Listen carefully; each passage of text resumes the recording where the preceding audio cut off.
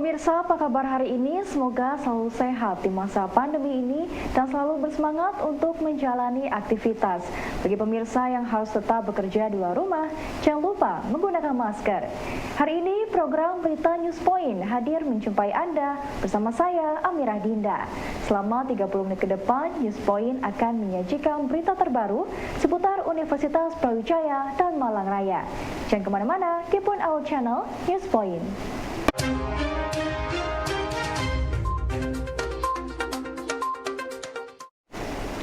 Pemirsa, NutriHub Malang merupakan rekomendasi untuk Anda yang membutuhkan ruang untuk kolaborasi kreatif. Ini merupakan co-working space yang disiapkan oleh NutriFood sebagai wadah kolaborasi dan inovasi antara NutriFood dengan anak muda, kampus, komunitas, NGO, bahkan dengan kalangan pemerintah. Marketing NutriFood Area Malang, Arif Wicaksono, menyampaikan bahwa NutriHub ini menjadi wadah kolaborasi agar menciptakan dampak positif bagi masyarakat.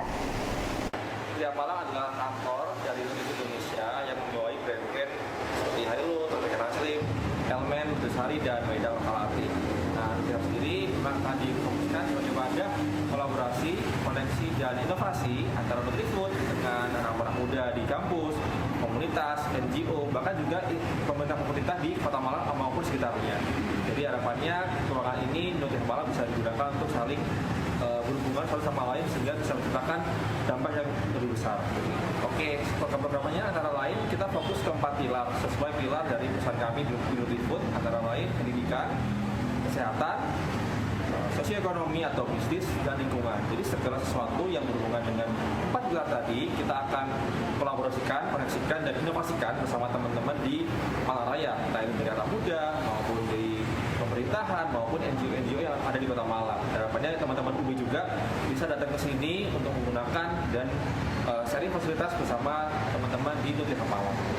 NutriHub Malang sebenarnya dekat banget nih teman-teman dari UB, hanya 5 menit dekat sama kampus kalian di Jalan Ijen nomor 91B. Sudah tersedia juga di Google Maps, jadi nggak akan nyasar gitu ya teman-teman. Saatnya hanya janjian, kemudian teman-teman juga datang dan bisa kita ketemu ngobrol-ngobrol bareng di sini dulu, seperti itu. Gratis. Kita ada ruang komunal, ada kursi meja, ada wifi, kemudian ada 2 ruang meeting kalau emang butuh ngobrol yang lebih privat. Kami juga ada ruang podcast yang akan kita kembangkan. Kemudian kalau memang mau meeting atau kolaborasi juga bisa pakai ruangan yang ada di depan. Jadi bisa kita gabungkan, kapasitas bisa sampai 30 orang seperti itu. Digital marketing menjadi salah satu penunjang usaha menjadi lebih berkembang serta dikenal masyarakat, khususnya target pasar yang disasar. Digital marketing sendiri merupakan cara untuk mempromosikan atau memasarkan suatu brand atau produk melalui internet atau media digital. Namun tidak semua pemilik usaha memiliki skill di bidang digital marketing. Salah satu jasa di bidang digital marketing adalah Kenal.in. Usaha ini dirintis oleh Iqbal Faiki bersama timnya. Nah, Kenal.in ini berawal dari teman-teman yang ber-UMKM ya, masih merintis usahanya, di mana teman-teman itu pasti membutuhkan untuk mengoptimalkan sosial media mereka. Nah, di sini kita hendak untuk membantu teman-teman yang sedang merintis usahanya, entah setahun atau 2 tahun. Nah, di situ kita berusaha untuk mengoptimalkan sosial media mereka, begitu. Ya, di sini saya memiliki tim yang bertiga orang, di mana itu teman-teman saya sendiri, untuk bermitra dengan studio 14 studio. Di situ kita bekerjasama dengan 14 studio ini untuk menghandle yang semua foto-foto itu tersebut, gitu. Nah, jasa di sini kita di awal ada desain konten, mungkin pertama desain konten ya, dan foto produk juga, mungkin ke video profile company juga ada, begitu. Ya, mungkin dari kuliah Mbak ya, kan teman-teman juga mahasiswa, di mana teman-teman juga linear dengan ekonomi dan bisnis, dan di segi desain juga ada, untuk copywriter juga ada, begitu sih Kak. Nah, untuk pesaing jelas banyak ya, kompetitor masih banyak sekali, di Malang pun demikian. Nah, untuk bagaimana kita membeda pasti dengan inovasi ya, di mana inovasi itu pasti menjadi sebuah pembeda. Nah, di sini teman-teman lebih ke mungkin dari fleksibilitas dan harga juga mungkin lebih terjangkau dengan teman-teman, yang dimana kita juga tetap riset dan analisis tentang desain tersebut, begitu. Karena teman-teman di sini yang kita targetkan adalah pemilik usaha, jadi lebih B2B ya, bisnis to bisnis. Jadi kita lebih banyak mempromosikan ke sosial media mereka, kita tawarkan. Mungkin kalau ada di Instagram kita tembak ke Instagram, ataupun lebih ke website, email juga ada, mungkin seperti itu.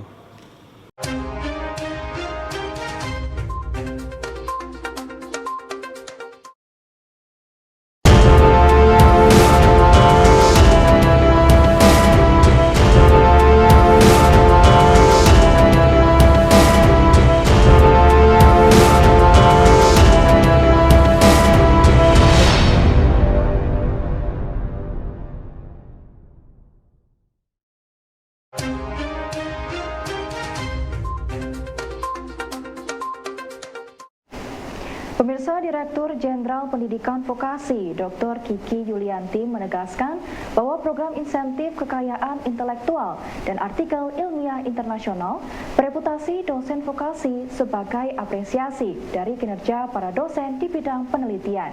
Dengan adanya program ini diharapkan dapat meningkatkan motivasi para insan vokasi untuk terus berkarya di bidang penelitian ilmiah. Maupun publikasi merupakan hasil dari kita melaksanakan dharma yang kedua, yaitu penelitian. Kita ketahui bahwa semua perguruan tinggi memiliki kewajiban tridharma perguruan tinggi. Dan kementerian merancang bahwa tridharma perguruan tinggi ini akan ditegaskan kembali bahwa tridharma perguruan tinggi merupakan kewajiban perguruan tinggi. Tentunya karena semua perguruan tinggi harus menyelenggarakan tridharma, maka setiap perguruan tinggi didorong untuk memberikan atau mendistribusikan tugas ini, mendistribusikan kewajiban ini kepada dosen secara proporsional sesuai dengan mission differentiation masing-masing perguruan tinggi.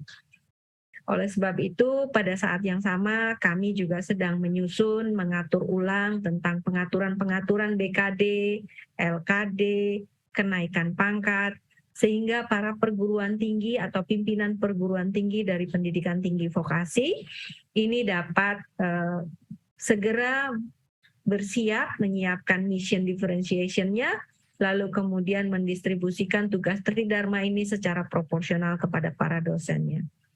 Nah, untuk menyambut perubahan atau transformasi pendidikan tinggi yang akan kita lakukan, maka insentif yang saat ini sedang dirancang dan akan segera diselenggarakan oleh Pak Beni atau Direktorat APTV, itu merupakan apresiasi, merupakan penghargaan dari kami kepada Bapak dan Ibu yang telah dengan sungguh-sungguh, dengan secara konsisten, mengembangkan dan menerapkan ilmu pengetahuan dan teknologi serta seni di lingkungan pekerjaan Ibu dan Bapak sekalian.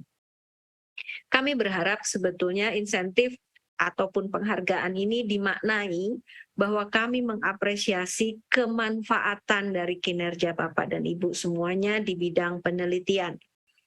Jadi yang ditekankan di sini adalah kemanfaatannya.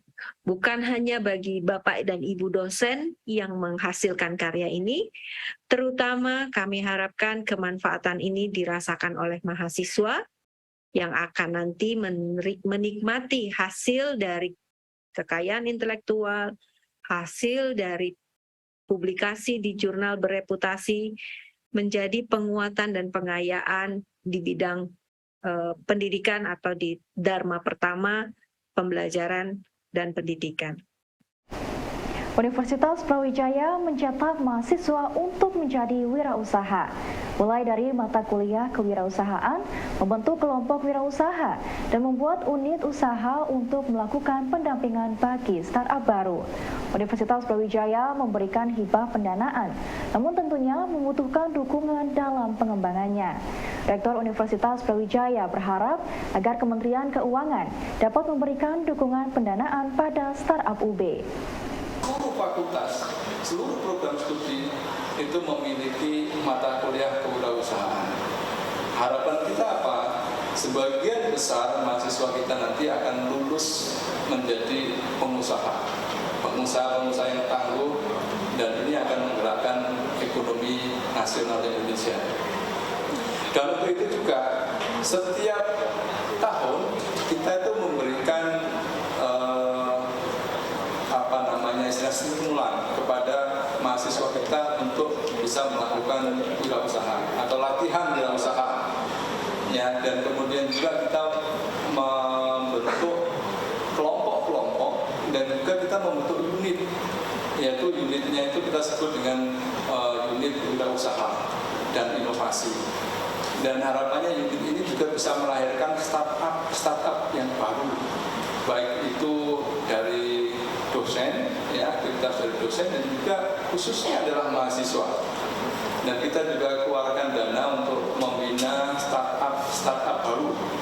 Cuman masalahnya kan kita university, Pak Sekjen, jadi anggaran kita juga terbatas, ya, sehingga kita nanti bagaimana bisa disupport sebenarnya startup mahasiswa kita yang ada di universitas. Pemirsa, produktivitas hasil pertanian saat ini sangat dipengaruhi oleh fenomena perubahan iklim. Beberapa varietas tanaman produktivitasnya menurun menghadapi perubahan iklim. Dr. Suhartini dari Fakultas Pertanian UB menyampaikan bahwa menghadapi perubahan iklim ini bisa dilakukan dengan cara mitigasi dan adaptasi. Di pertanian itu kan sinar matahari bisa masuk, tapi radiasi dari bumi tidak bisa keluar, terhalang oleh kaca. Sehingga suhu di dalam rumah kaca itu menjadi lebih hangat dibandingkan suhu di luar. Tapi kalau rumah kaca untuk pertanian kan itu teknologi untuk budidaya, ya, sehingga untuk mengatur ini iklim di dalam rumah kaca itu mengatur iklim, ya, mengatur lingkungan lah gitu, ya, sehingga itu untuk kepentingan budidaya pertanian. Nah, kalau di bumi ini, ya, kalau di lapisan atmosfer di situ ada gas-gas rumah kaca yang terperangkap, kemudian sinar matahari itu bisa masuk ke bumi, sedangkan radiasi dari bumi terhalang, nggak bisa keluar. Akhirnya kan suhu di permukaan bumi menjadi semakin hangat. Nah, itu dalam jangka panjang ratusan tahun suhu bumi itu meningkat terus, itu sehingga itu yang menyebabkan climate change, itu perubahan iklim. Nah, bagaimana menghadapi perubahan iklim itu ada dua kan, yang pertama itu dengan mitigasi dan yang kedua itu adaptasi. Mitigasi itu ya semacam pencegahan, caranya bagaimana, ya mengurangi pencemaran itu.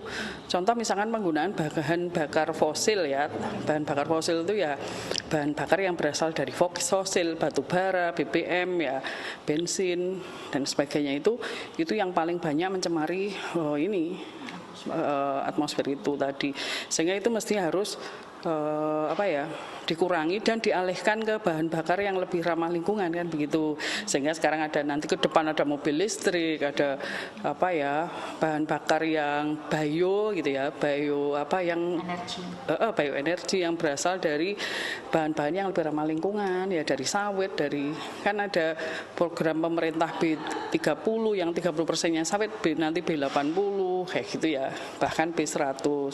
Jadi itu yang pertama dari itu. Kemudian yang kedua ya dari penebangan pohon, ya, penebangan pohon itu akan melepaskan karbon, kan gitu, sehingga itu bagaimana caranya, ya, kerusakan hutan itu direboisasi kembali, karena satu-satunya yang bisa menyerap karbon, ya, kalau salah satu gas rumah kaca kan karbon, ya, satu-satunya yang bisa menyerap karbon itu ya tanaman melalui proses fotosintesis itu, tanaman yang berhijau daun, ya, baik itu yang di permukaan bumi maupun di dalam laut, sehingga kita harus menanam pohon yang banyak kayak gitu. Dan itu salah satu contoh mitigasi lah. Yang kedua, adaptasi itu bagaimana, ya, beradaptasi dengan perubahan iklim itu.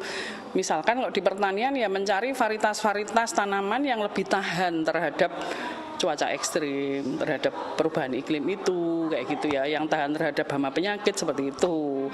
Nah, sehingga nantinya produksi pertanian itu bisa tidak terpengaruh kalau terjadi cuaca-cuaca ekstrim seperti itu.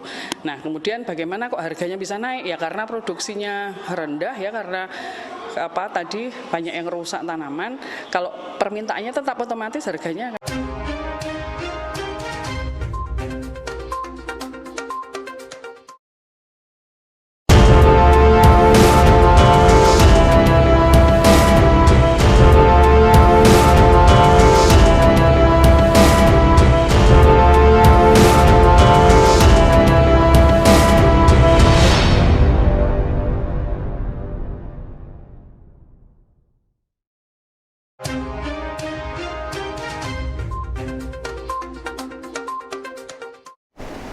Pemirsa, generasi strawberry merupakan generasi yang kreatif, inovatif, dan semangat, serta memiliki ide-ide brilian, namun mudah menyerah jika mendapatkan tantangan. Hal ini dibenarkan oleh dosen psikologi Universitas Brawijaya, Dr. Ilhamuddin Nukman. Ia menjelaskan bahwa generasi strawberry ini unik, namun menurutnya juga bisa berlebihan dan keliru. Hal ini dikarenakan generasi sekarang sering dengan mudahnya mengatakan bahwa mereka membutuhkan healing.